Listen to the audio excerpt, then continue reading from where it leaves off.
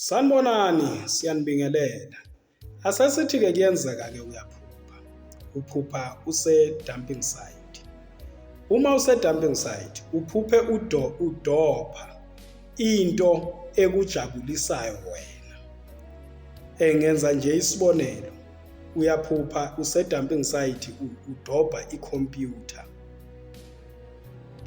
Into ezokujabulisa, ujabule kule phupho.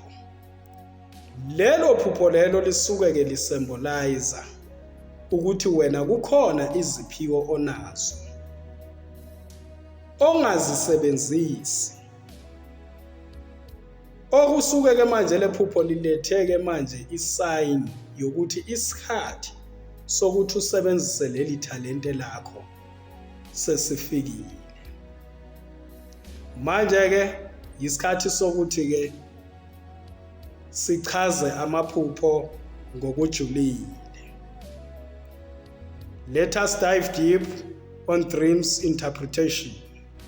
Abantu abaphile abantu, ngiyabonga.